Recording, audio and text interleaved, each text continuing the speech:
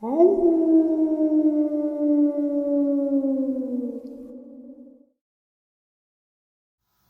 greetings and salutations, everyone. I hope everyone is still doing well, and welcome to this very interesting night-ending bonus upload.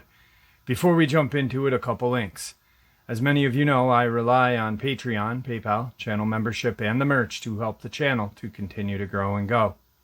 Links to Patreon, PayPal, and channel membership is in the description below. Merch displayed directly under the video. Also, Dogman Frightening Encounters, Volume 1 through 3, the audiobook versions. They were written and researched by Tom Lyons, narrated and produced by me, Jeff Nadolny. Those audiobooks are available on Audible, Amazon, and iTunes, links to which are also in the description as well. And finally, last but definitely not least, if you'd really like to help support the channel to continue to grow and go, simply subscribe. It doesn't cost a cent. Click the like button, takes half a second. If you don't want to miss out on any of the informative uploads I put out daily, click that bell icon, and folks, please leave a comment. Why? Well, because all of these things really do help the channel to continue to grow and go. And folks, they definitely do matter. Now, everyone, I have taken far too much of your time. Let's jump into this night-ending bonus, shall we? We'll start today's off with some glitch in the matrix. A few years ago, before my husband and I married, we had a friend who lived on the east side of town in a duplex with his girlfriend. They planned a cookout with us and some friends, and all of us were out buying goods and brews to take with us. On our way over to the house, my husband and I called to see if they were home yet, but they were also on their way at the same time. We arrived first and parked on the sidewalk area and noticed an empty parking space inside the duplex lot, and figured that it would be a spot for our friends would use, so we just left it empty for them. We sat in the car watching EDM clips and show footage while we waited, and about 4 minutes had passed before we saw headlights of a car coming our way. We saw the car pull into the duplex lot and take up the empty spot. It was our friend's make and model, same tan sedan he always drove. We saw the lights go off, and my boyfriend and I started to exit our car and opened the trunk to take out the beers and steaks and what we have, and walked to the duplex and noticed that the empty parking space from before was actually still empty.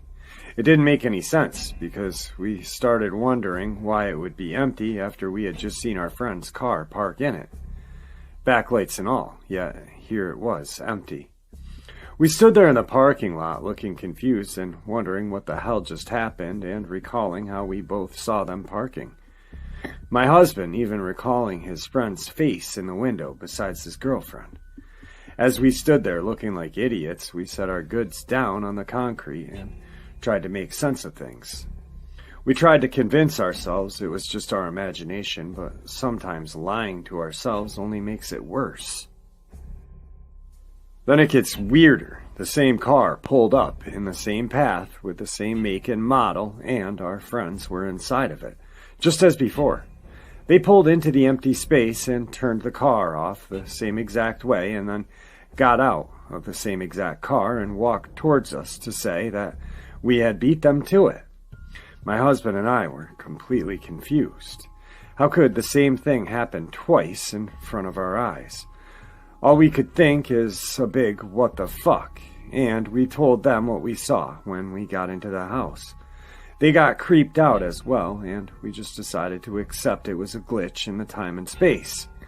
To this day, we have no other real explanation except for that one.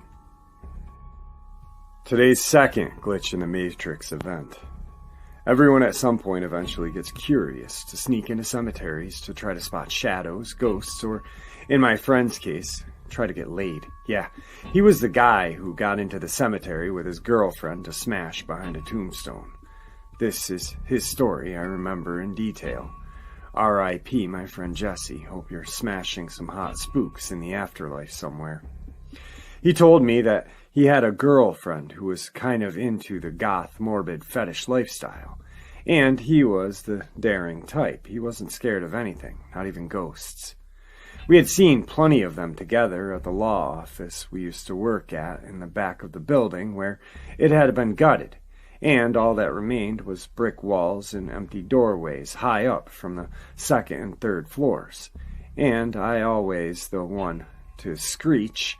Jesse just didn't care, and he would say something like, it's just some weak-ass demon or something. I'll just flash it my dick and make it go away. I would leave the back before I saw any of that. His girlfriend, on the other hand, loved seeing those things. He came back to the office one morning looking strung out, and he told me that he had been at the cemetery all night before with his girlfriend, and he smirked and said, we were smashing behind a tombstone and time froze. We literally stayed at 12:06 for like 2 hours. I thought he was bullshitting, but no, she later told me the same story, and she looked rather amused about it. Jesse isn't the only person who has experienced time loss or gain at this cemetery. Concordia Cemetery is one of the oldest and most haunted grave sites in the southwest of Texas, and every single security guard has said that they've experienced time shifts, shadow sightings, and repetitive old western gunfights by a famous buried icon, forgot the name of the gunslinger, and so much more. Concordia is really a spooky place, but if you ever want to try your luck at weird experiences, good luck sneaking in there at night. It gets pretty dark as well. I decided to go see for myself in my early college days. Go figure, college kids have nothing better to do. 3 of us jumped the wall and made sure to stay away from the security vehicle on the other side where the Jewish burial grounds were. We just did a walk around the old cemetery and goofed off under the trees. We tried taking photos of creepy-looking things to see if anything would come out. We even saw a trippy mist moving in the bottom part where the oldest tombstones were sinking into the ground. I remember looking at my phone at some point before seeing the mist, and it was a few minutes after midnight, like about 10 minutes or so. I ignored the phone time after that, and we went to the famous tombstone where if you leave a cigarette, supposedly the entity will try to smoke it and exhale. My buddy left a cigarette, and we stood around waiting to see if the ghost would start puffing it. After about 5 or 6 minutes, we saw the cigarette dying out, and we didn't see anything exciting, so we got bored and decided to leave. We saw a security vehicle driving closer to where we were, and we needed to leave. What happened was when I checked my phone right away to see if anyone had texted, the clock read 1:54. It went from 10 minutes after midnight to almost 2 a.m. in 5 to 6 minute period. Today's third glitch in the Matrix is actually mine. I've never written this down. I'm just going to go by memory. I've told a couple of friends about this, and they both think it's kind of strange. So it was this summer, and I want to say 94. I was on Mount Desert Island, and that's in Maine. Some of you may know that Mount Desert Island, there is the Somme Sound, which is the deepest sound in the East Coast. Also, it was a hot spot for scary stories during the time of the 1800s. Supposedly there was a witch of Somme Sound, and she would lure sailors into the rocky coast and crash their ships. There's a couple of other tales about this witch. I don't recall them offhand. So anyway, I'm coming from my family's home, and I'm going into town. So I'm coming from Bernard, Maine to Bar Harbor, and I'm going to hang out with some friends. We had planned on watching the Rocky Horror Picture Show. I was walking down this road Very quiet night, dark, very dark. And a couple of cars went by. It was about 10 o'clock at night, literally 10 o'clock. And all of a sudden, I remember seeing this bright light off in the distance on the road coming at me, almost like it was a car with their high beams on. And I remember this bright light coming closer and closer to me. The next thing I remember is showing up at my friend's house, and it was almost 2 o'clock in the morning. They had already watched the Rocky Horror Picture Show without me. I don't recall the walk. I don't recall anything. I don't remember the light passing me. I just remember that instance happening. I've talked to a few of my friends, like I stated, possible UFO. That made sense when I was younger, before I started learning about these time slips and these glitches. But now I think what happened was that I did have a glitch. Very small, very subtle, but that's 4 hours of my life that I can't recall. It freaks me out to this day. I don't get goosebumps, but it freaks me out because I don't remember anything after just seeing that bright light. And the weird thing is that I thought it was high beams because, if a regular car is coming at you, you see two lights. This was just like one solid bright light. So it was like the high beams kicking in and just projecting that light. I don't know. And I just figured that I'd share this with you guys. I had made mention of it 2 uploads back, and I felt that it fits, because I'm sure there's lots of us that have had these glitches with a time slip that we just blow off. I've blown this off for years. I've talked about it as like a weird thing, but because nothing happened, or I don't recall anything happening, it's not this huge event in my life. But it is, because I lost 4 hours of my life, and that's very strange. So, enough with me. Let's get on with these flying humanoid cryptids around the O'Hare Airport. Today's first flying humanoid around the O'Hare International Airport. This report was recently from a man who said he was standing outside of a cargo dock at the O'Hare International Airport in Chicago when he spotted a 7-foot-tall person with wings just outside of the fence by the parking lot. The sighting reportedly took place at approximately 6:30 p.m. on November 26th. Here's the report. I was at the airport picking up a load at Nippon. I was already backed into the dock, and I was standing away from the truck smoking a cigarette while they loaded my truck.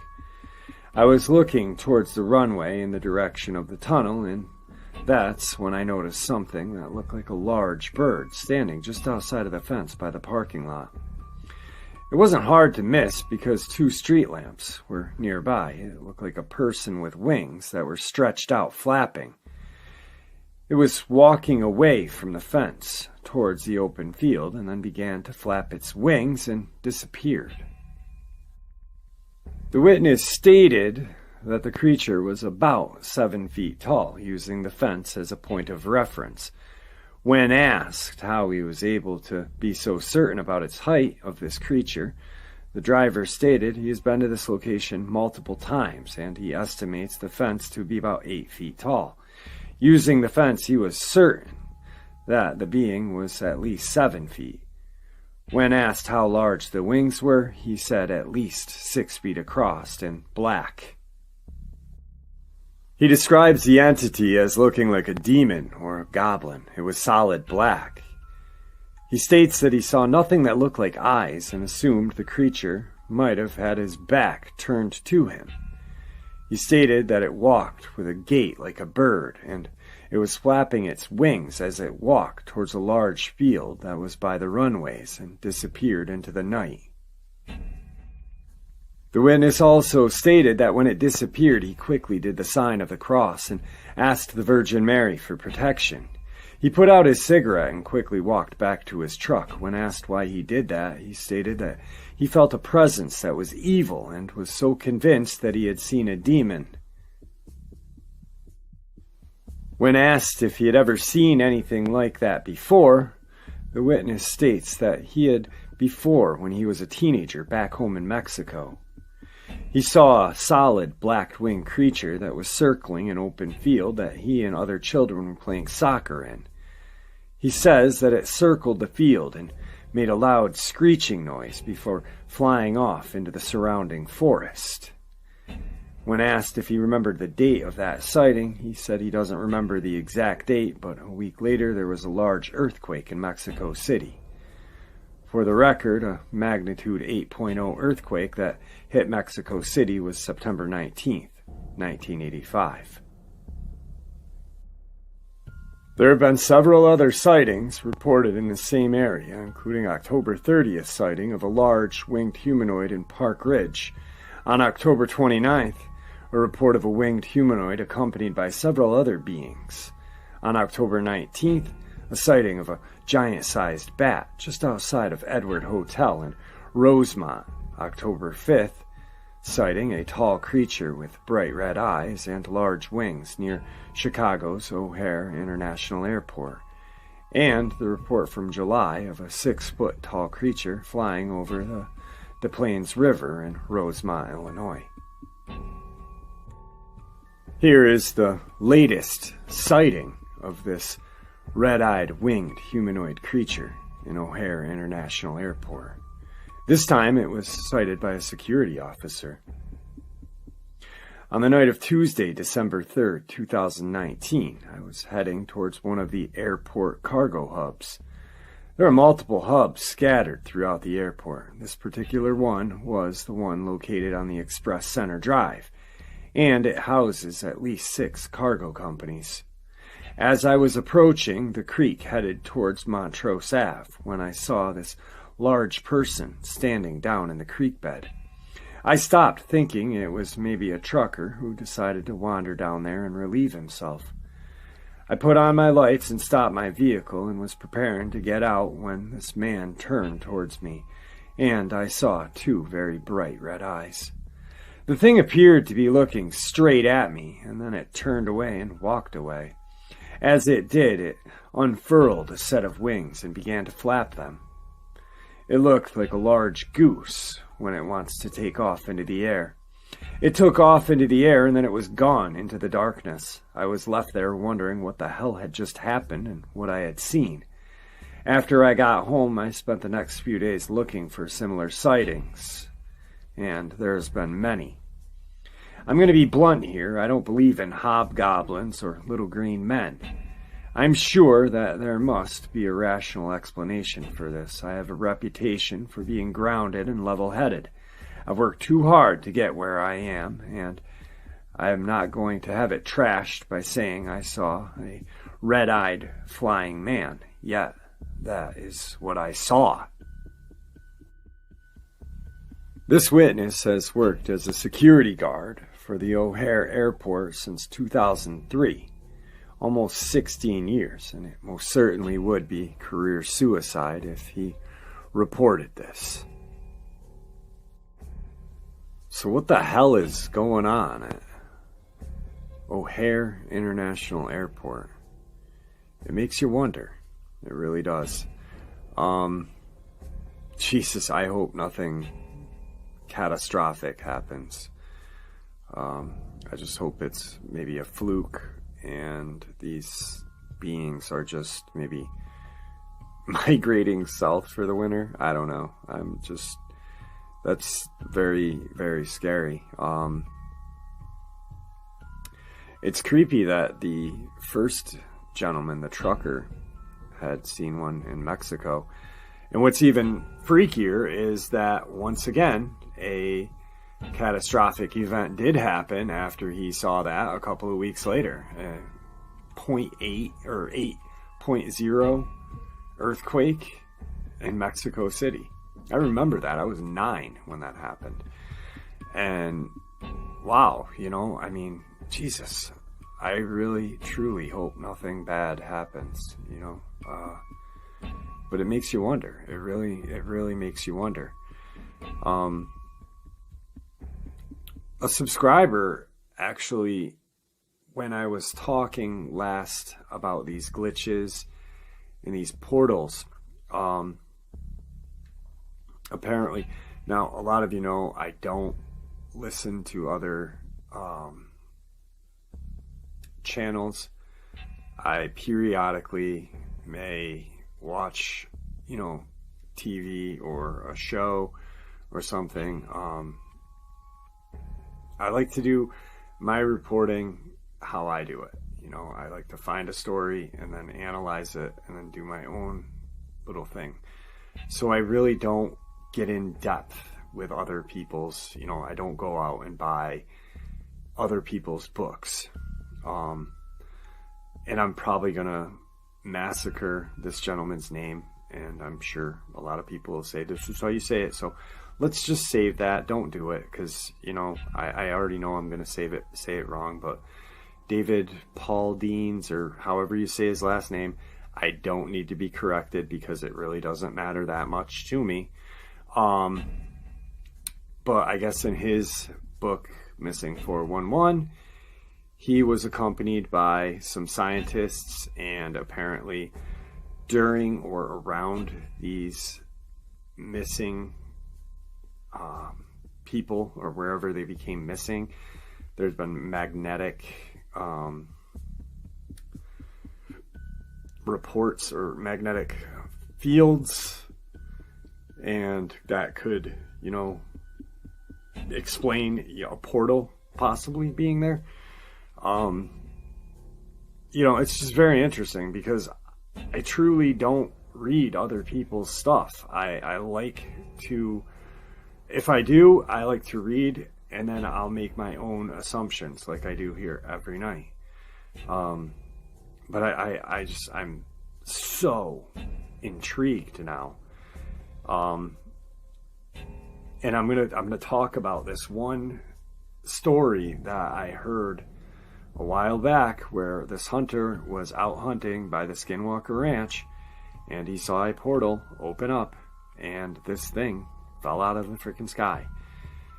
He immediately took off. So there's no telling how many fell out, what the hell it was, if anything happened during or after that portal closed, opened, because he just took off. Is the Dogman a genetic engineered super soldier? This idea has been propagated since before the era of Adolf Hitler, who embarked on the search for components necessary to create a hybrid super soldier. There were many experiments that took place in effort to achieve this goal, but all of the accounts relate that there was very little success in doing so.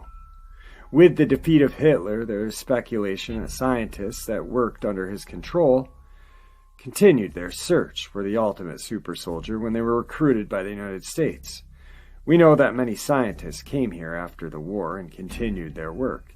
It is possible that the advances in genetics have extended the capability to science to create these beings who have both human and animal characteristics.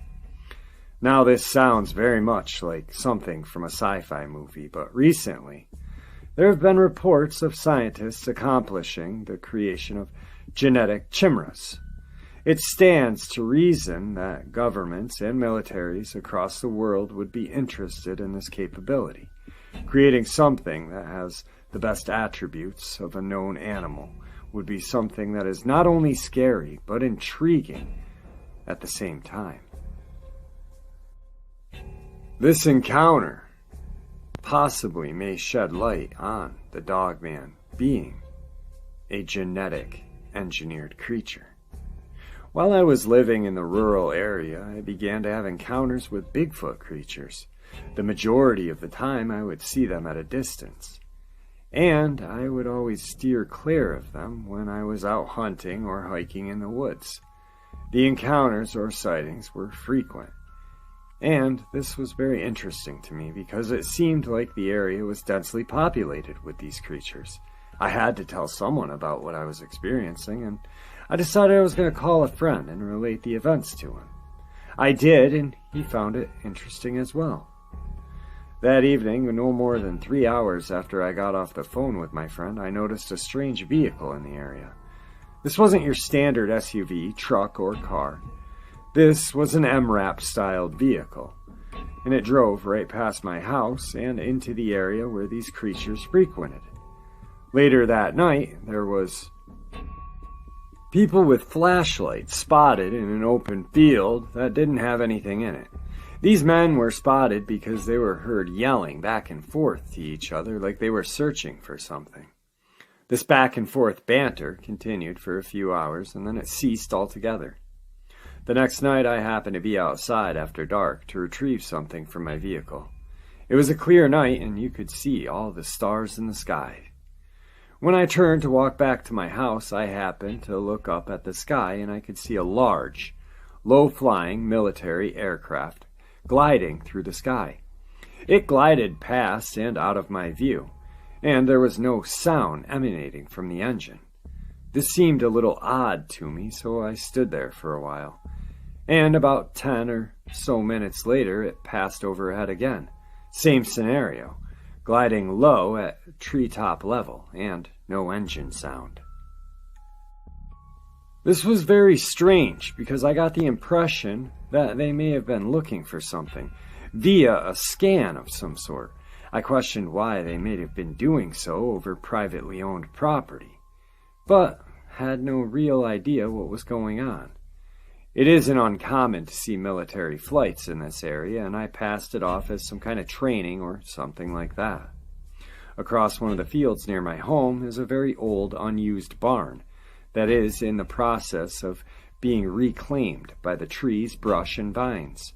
I had long suspected that the Bigfoot in the area might have been using this structure to shelter in, because it's rarely visited by humans, and it would be a perfect spot for them to hide out in. I'd never gone to this structure to investigate because I felt it best to leave them be because they weren't really bothering anybody. After 4 days or so, these weird people and events taking place, it seemed like things had calmed down. One night, myself and my friend walked out under the stars to stargaze.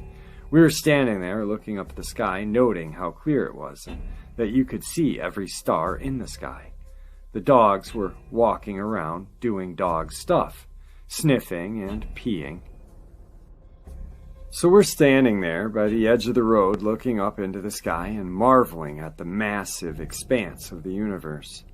We began to talk, and I happened to glance down the road. When I did, I saw something sleek, low to the ground, and extremely fast run across the road. It was running so fast that it almost looked like a flash of movement. In my mind, I was telling myself that it had to be a deer running from something, or that it had been spooked. It ran in the direction of the old barn, and I figured it was an old buck deer that had been spotted bedding down in the area of growth near the barn. I didn't think anything else for a few seconds. I turned to tell my friend about the deer, and when I turned back, that's when it was standing back at the edge of the road where it had crossed. It was huge, dark silhouette of what appeared to be a werewolf-type creature.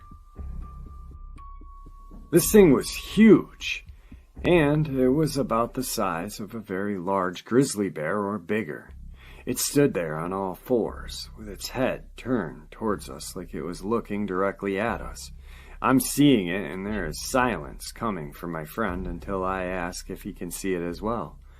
The reply was quick and a short yes, I see it, and let's get out of here. I had a flashlight, and I decided that I wanted to get a better look at this thing. So I turned the light on and shined it directly on the creature.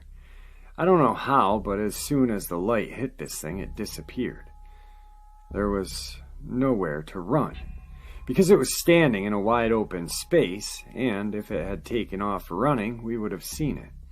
As I shined the light on it, the dogs became aware of it, and took off running down the road in the direction of where the creature was standing. They went down to the exact spot where the creature was standing and sniffed the ground for a minute or so before returning back to us. I know I wasn't seeing things because the dogs went to the exact spot and sniffed and growled around the area. How this creature had simply vanished remains a mystery to me, and has me scratching my head until this day. After that night, there seemed to be a steady decrease in the overall activity from the Bigfoot creatures. I can't say that it's the result of the Dogman being in the area, and I can't say that the Dogman was in the area due to military presence that was spotted in the area either. All I can do is relate the events as I observe them. We have no idea what kind of technology exists and what flavor of gadgetry is being used by the military and governments around the world. It is my opinion that discounting stories like this could be a mistake. There are reports of technologies that were being used in wartime environments that cause people to hallucinate and hear and see things that weren't actually there. Could this be a factor in why this creature was able to disappear, as it was reported? Before we move on to a couple of encounters, I want to touch on something. Normally I do it at the last minute of the video, but I just want to touch on this. Could it be that the Sasquatch population in that area, and by the way, the area was Oklahoma, was getting too high, and the military released a Dogman type of creature to decrease that population? Or, no, this is a big or, was the military there because of the population of Bigfoot and Dogman, but the Dogman actually, when the light hit it, was able to go to the alternate universe of existence, the other plane where it exists as well, and not be seen? That's a couple big ifs and what ifs or whatever. The military could have just let this thing go to, wipe out the large population of Bigfoot. Kind of like a cover-up. Happens all the time. Or a alternate plane of universe. There's been claims that a portal, there was a hunter in Skinwalker Ranch area, claims that he was hunting and he saw a portal open about 20 feet off the ground, and a faceless, terrifying creature drop out. Now, the hunter ran back to where he came from. Who's to say that just only one came out? And who's to say that there wasn't one of these portals where this population of Sasquatch were? So the Dogman, maybe it being its natural enemy, got dropped and decided to fight right there. I don't know. I just find it really interesting. Two really good speculative views right there. Anyway, let's get back on with the encounters. Today's second encounter is another military one that fits right in, and you guys will see shortly why I say that. Fort Leonard Wood, Missouri. It was nearing the end of our basic training rotation, and we had a few things to do before we graduated. We were to go on our 3-day bivouac in the wilds and then come back a couple of days before the actual graduation. We road marched into the location that we were going to be camping in, and we set up our campsites. There were shelter half-tents scattered periodically through the area by the time it was starting to get dark. We went through the standard procedures that you follow when deployed before bedding down at night. I was in my tent and fell asleep fast. I must have been really tired. I have no idea how long I was asleep for, but I woke up. I was lying there, listening, and it was eerily silent. Something didn't seem right, and I couldn't quite place my finger on it. I decided the only way I was going to know for sure that everything was okay was to get out of my tent and see for myself. I exited my tent feet first, and upon standing up, I turned and was almost face to face with what I presumed to be another soldier. I stood there for a few seconds, trying to figure out what this weirdo was doing. There was no movement, no sound, and no indication that they were concerned about me being there. In a low whisper, I asked, "What are you doing?" There was no response, no movement, and this person just continued to stand there. It was fairly dark, but there was enough moonlight that I could make out a clear silhouette of this supposed person. I began thinking to myself that maybe they didn't hear me, and I asked a little bit louder, "What are you doing?" Still no response and no movement, and I started to get a little concerned. All of a sudden, I started to hear the sound of footsteps on the dirt roadway that was just 40 or so yards from my tent. I turned to see what was going on, and I could clearly see that it was another company of trainees moving into the area. I watched them for a few seconds and then turned back to what I thought was a person standing there. They were gone. No sign of them anywhere. I heard no movement from them. It was just like they disappeared into thin air.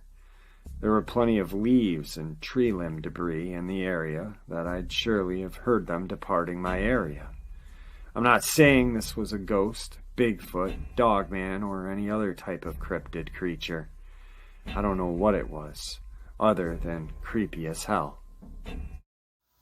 Well, there you have it, folks, this night-ending bonus.